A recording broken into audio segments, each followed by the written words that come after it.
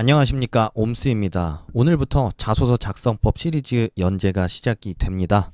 여러분들이 아무리 자소서를 써도 실력이 늘지 않는 데는 분명한 이유가 있습니다. 그 분명한 이유를 모른 채로 여러분들이 1년, 2년 아무리 오랜 시간 고민하고 자소서를 써도 제자리 걸음밖에 되지 않습니다. 그 문제점을 분명하게 바라보고 제대로 자소서 작성을 해 나갈 수 있는 그런 방법들을, 그리고 노하우, 그리고 작성법 여러 가지를 골고루 좀 다뤄볼 예정이니까 알림 설정 꼭 해두셔서 놓치는 일 없기를 바라겠고요. 지금 바로 첫 번째 자소서를 1년 내내 써도 여러분들이 제자리 걸음을 할 수밖에 없는 이유라는 주제로 이야기를 시작해 보도록 하겠습니다. 자, 첫 번째는 여러분들이 항상 남의 떡만 부러워하기 때문에 여러분들의 자소서가 괜찮아질 수가 없습니다. 항상 저한테 와서 여러분들이 하는 질문은 거의 비슷합니다. 저는 스펙이 없는데 어떡하죠? 저는 경험이 없는데 어떡하죠? 저는 어떡하죠? 맨날 이런 얘기만 해요.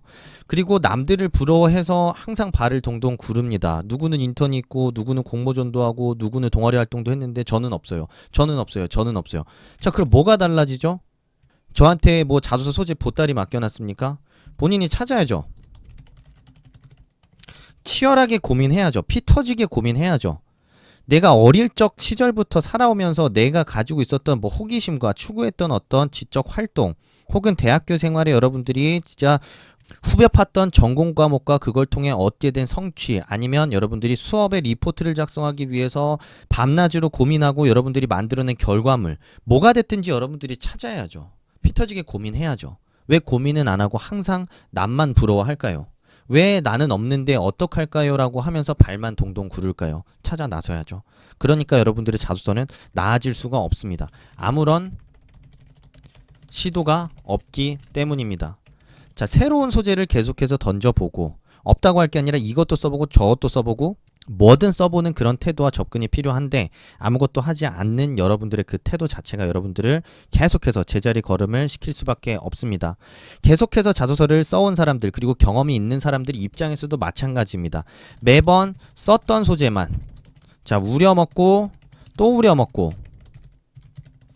그러니까 자소서에 발전이 없죠. 여러분들이 들었던 전공 과목, 내가 했던 인턴을 하면서 수행했던 프로젝트도 2개, 3개. 자, 그 이외에 동아리 활동, 그 이외에 어디 뭐 해외를 가서 여러분들이 경험했던 해외 문화에 대한 여러분들의 생각, 그리고 어린 시절에 여러분들이 좋아했던 무언가, 여러 가지 주제들이 항상 널려 있음에도 불구하고 여러분들은 매번 쓰던 소재, 매번 쓰던 방식을 계속해서 고수합니다. 자, 그렇기 때문에 변화가 없기 때문에 여러분들의 자소서는 제자리일 수밖에 없습니다. 자, 그래 놓고서 똑같은 거를 1년 내내 쓰면서 1년 내내 고민했다라고 저한테 가져옵니다. 자, 여러분들 스스로 돌아봤을 때 정말 여러분들은 끊임없이 변화를 하셨습니까? 끊임없이 새로운 소재를 찾고 새롭게 던져보고 이것도 저것도 마음대로 던져보셨습니까? 자, 그러지 않았다면 여러분들의 자소서가 제자리 걸음을 할 수밖에 없었다라는 사실을 스스로 인정을 하고 납득해야만 여러분들이 변화의 시작을 만들 수 있습니다. 아시겠지만 면접이라는 상황을 여러분들이 생각을 해보면 한두 가지의 경험만 가지고 면접이 일어나지 않습니다. 때로는 한두 가지 경험이 다 바닥나고 그 이외의 경험들 여러분들이 순발력 있게 계속 제시하고 던질 수 있는 그런 기본적인 이해도와 내공이 필요한데, 항상 자소서 쓸 때 여러분들이 3개, 4개 항목에다 쓰는 기본적인 세트만 매번 반복적으로 쓰기 때문에 그런 어떤 내 경험에 대한 이해의 확장조차 일어나지 않게 되고, 자유도 있게 면접을 볼 수 있는 기본적인 실력이 갖춰지지 않고 막상 면접이 닥쳤을 때 어버버버 하다가 면접 기회를 날릴 수밖에 없는 상황이 반복되는 이유도 바로 여기에 있습니다. 그래서 저 같은 경우에는 학교에서 수업을 들었던 내용을 씁니다. SCM 수업을 들으면서 저는 너무 인상이 깊었기 때문에 서플라이 체인 매니지먼트죠. 그 수업의 내용을 쓰기도 하고요. 자, 개인적으로는 뭐 중학교, 고등학교, 대학교 때까지 이어지는 접시 닦기 알바부터 전단지 알바, 그리고 각종 학원에서 했던 뭐 여러 가지 알바들을 다 같이 버무려 가지고 내가 이 노동을 통해서 갖게 된 좋은 어떤 일에 대한 관점, 그리고 내가 그런 과정에서 쌓은 나만의 어떤 잡스킬이나 어떤 노하우들을 가지고서 자소서를 쓰기도 합니다. 저는 제가 가진 것들을 어떻게든 써보려고 노력을 하지 제가 없는 것 같다 한탄하지 않고요. 매번 썼던 것만 가지고 우려먹지도 않습니다. 인턴을 하더라도 여러분들이 했던 프로젝트는 A만 있지가 않을 거고 B, C, D가 있기도 할 거고요.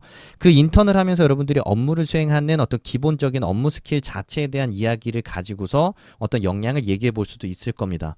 이런 새로운 시도와 새로운 접근, 그리고 뭐 하나라도 더 찾아보고 더 던져보려는 이런 시도가 여러분들이 수반되어야만 자소서에 변화가 생길 수 있는 겁니다. 그게 바로 제가 여러분들한테 얘기해드리고 싶은 첫 번째, 자소서가 그대로인 이유입니다. 자, 두 번째입니다. 여러분들은 자소서라는 그 대상 자체를 너무 공식과 형식이라고 생각하면서 거기에 너무 얽매여 있습니다. 그렇기 때문에 여러분들은 변화를 할 수가 없습니다. 저는 기본적으로 자소서라는 거를 그냥 아무렇지 않게 바라봅니다. 아무렇지 않게. 그냥 하나의 질문입니다. 자소서가 저한테 질문을 하는 거예요. 너 우리 회사 왜 썼어? 그러면 저는 이렇게 얘기를 합니다. 나 이런 이유로 너네 회사 썼어. 야, 너 성장 과정이 어떻게 돼?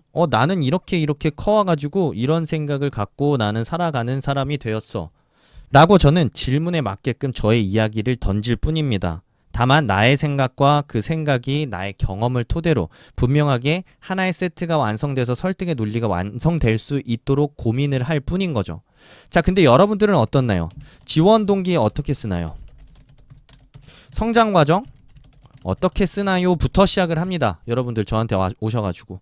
그래서 제가 지원 동기 작성법, 성장 과정 작성법에 대한 뭐 브런치나 블로그에 각종 글을 써놓기도 했지만 여러분들은 그걸 보면서 어떻게 받아들이냐면 공식으로 받아들입니다.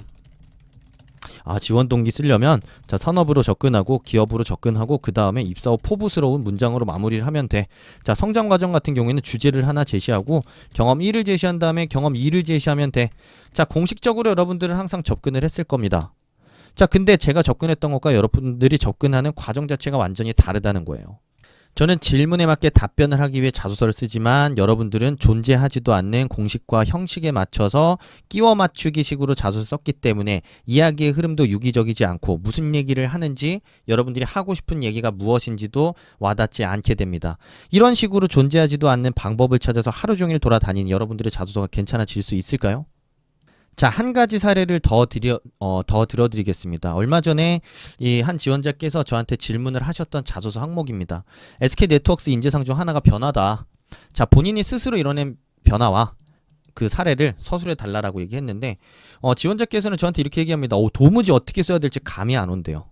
저는 이런 질문을 받을 때마다 너무 안타깝습니다. 왜냐하면 이 질문에서 본인이 스스로 변화를 이뤄 노력한 사례를 쓰라고 했어요. 그럼 뭘 쓰면 되나요? 스스로 변화를 노력한 사례를 쓰고 그에 따른 결과를 쓰면 되는 거 아닌가요? 질문에서 물어봤던 경험 그대로, 그 사례 그대로 쓰면 되는 거 아닌가요? 내가 어떤 만들어낸 나의 어떤 삶의 루틴의 변화일 수도 있고요. 나의 어떤 지식 수준의 변화. 자, 세상을 바라보는 시각의 변화. 자, 또는 내가 인턴을 하면서 만들어낸 변화. 자, 또는 내가 동아리 내에 만들어낸 변화. 자, 이것들이 다 변화 아닌가요? 내가 스스로 만들어낸 변화의 종류가 너무나 많지 않을까요? 자, 이런 것 중에 하나, 여러분들이 실제로 존재하는 나의 경험 안에서 내가 만들어낸 변화라고 할 수 있는 경험을 찾고 그 경험의 상황과 그 경험의 내용과 그리고 그에 따른 결과를 있는 그대로 제시하면 되는 거 아닌가요? 근데 어떻게 써야 되죠를 왜 고민하는 거죠? 질문에 답이 있는데.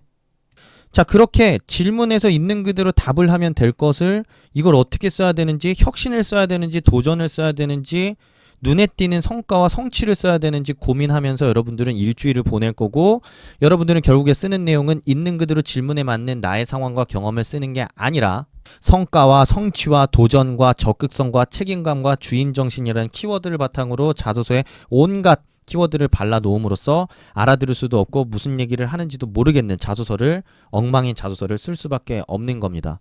1년 내내 이런 항목을 보면서 질문에서 요구하는 내용을 그대로 쓰면 될 것을 SK네트워크스에 들어가서 굳이 인재상을 한 번 더 찾아보고 핵심 가치를 찾아보고 직무 역량을 찾아보고 하면서 수도 없이 아까운 시간들을 쓰고 있는 겁니다.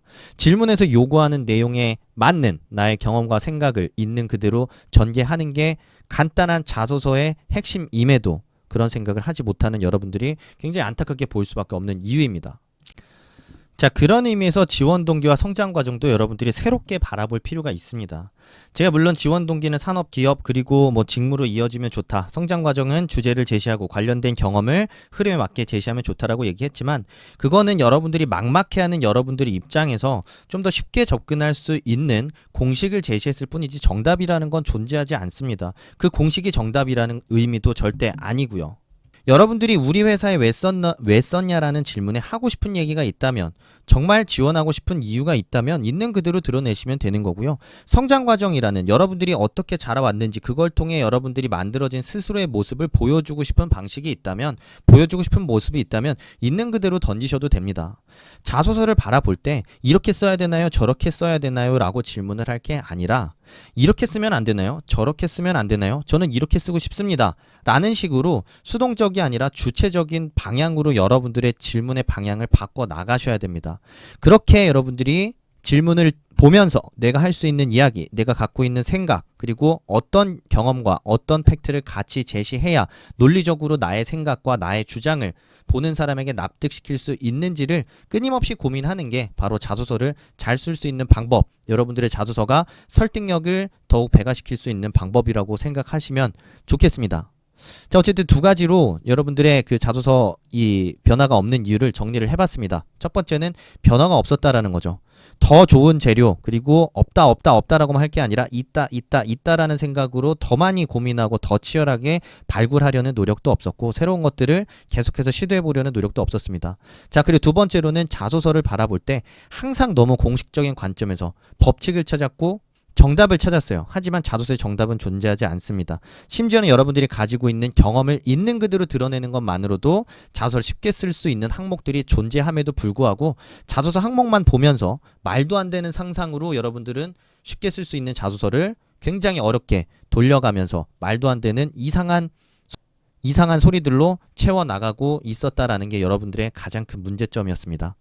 이 두 가지 문제점 가장 중요한 부분이라고 생각해서 첫 번째 영상으로 준비했습니다. 여러분들의 마인드셋과 자소서를 바라보는 관점 자체가 변화하지 않으면 이후에 아까 지적했듯이 지원 동기, 성장 과정, 입사업 포부, 작성법을 제가 아무리 강조해도 여러분들은 계속 공식적으로만 쓸 것이고, 공식적으로 쓰는 것들이 여러분들 머릿속에 제대로 들어가지 않을 것입니다. 그런 측면에서 오늘 영상 보면서 올바른 마인드셋 제대로 갖추길 바라고요. 다음 영상 통해서 더 좋은 내용으로 다시 찾아오도록 하겠습니다. 오늘 영상 여기까지 하겠습니다. 감사합니다.